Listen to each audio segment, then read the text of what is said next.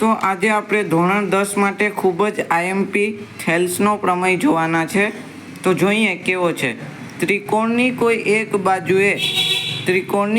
એક બાજુએ દોરેલી સમાંતર રેખા બાકીની બે બાજુઓને બે ભિન્ન બિંદુમાં છેદે તો તે બે બાજુઓ પર કપાતા રેખાખંડો તે બે બાજુઓનું સમાન ગુણોત્તરમાં વિભાજન કરે છે। આવું કંઈક હેડિંગ છે। હવે આપણે જોઈએ પક્ષ કે ત્રિકોણ એબીસીમાં બીસીને દોરેલી સમાંતર રેખા એબીને ડીમાં અને એસીને ઈ બિંદુમાં છેદે છે। સાધ્ય એટલે આપણે સાબિત કરવાનું છે એડીના છેદમાં બીડી અને એઈના છેદમાં સીઈ। તો સાબિતી જોઈએ આપણે। તો સૌથી પહેલાં આપણે અહીં એબી લંબ ઈએન દોરીશું અને એસી લંબ ડીએમ દોરીશું। પછી આપણે ડીસી અને બીઈને જોડી દઈશું। પછી આપણે લેશું ત્રિકોણનું ક્ષેત્રફળ તો કે 1/2 પાયો ગુણ્યા વેધ।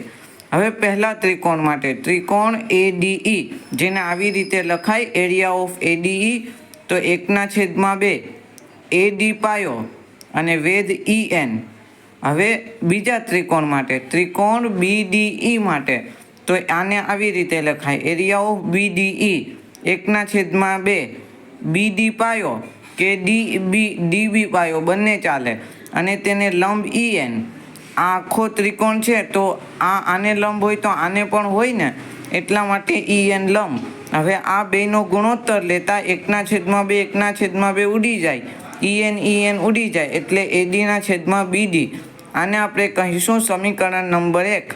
હવે ફરીથી આપણે લઈએ ત્રિકોણ એડીઈ અને આ વખતે આપણે પાયો લેશું એઈ અને તેને લંબ છે ડીએમ। તો અહીં આપણે લખીશું 1/2 પાયો એઈ ડીએમ લંબ।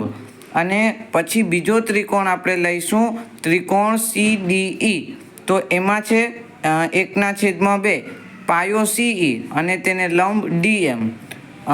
એને લંબ ડીએમ લઈ લીધો। આ બેનો ગુણોત્તર લેશું તો 1/2 ઉડી જશે ડીએમ પણ ઉડી જશે એટલે અહીં વધશે એઈના છેદમાં સીઈ। આ આપણો થયો સમીકરણ નંબર 2। હવે ત્રિકોણ બીડીઈ અને ત્રિકોણ સીડીઈ એક જ પાયા બીસી અને બે સમાંતર રેખા ડીઈ અને બીસીની વચ્ચે આવેલા છે જે મેં અહીં લખેલું છે। ત્રિકોણ એડીઈ અને સીડીઈ એક જ પાયા બીસી અને બે સમાંતર રેખા ડીઈ અને બીસીની વચ્ચે આવેલા છે।